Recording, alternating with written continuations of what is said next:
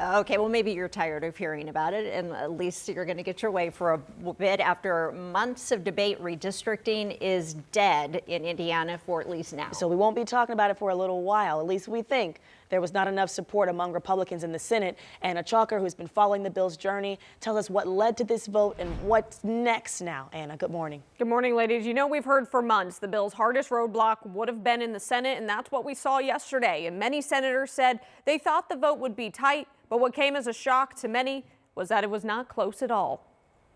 19 ayes, 31 noes. This bill has been defeated.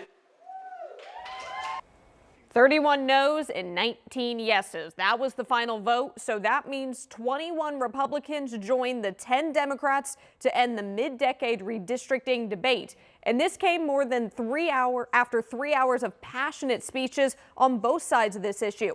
For the Republicans in support of the bill, they argued this map would boost the Republican voice in Congress. But the ones who voted no say this would take away the voice of the voters. I believe the bill on its face is unconstitutional. I've done my very best to quietly and respectfully listen to the people I represent, and I'm confident that my vote reflects the will of my constituents. So that last senator you just heard from, that is Senator Greg Good. And you may remember just a few weeks ago, he received the first swatting attempt out of all of the senators that we have reported on. And he was a major swing vote throughout the entire debate. No one really knew what side he was going to end up on because he was pretty quiet on that.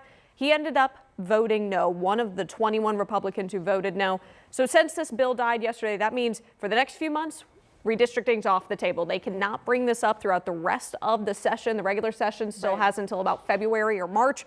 But now the big question is, could this impact Indiana and our relationship up in Washington at the Capitol? So we'll have reaction from President Trump coming up and what really this could mean here soon. He was pretty swift to comment, wasn't he, the president? Yes, just within a few hours of when this came out. Okay. All right. We'll see you then. Thank you, Anna.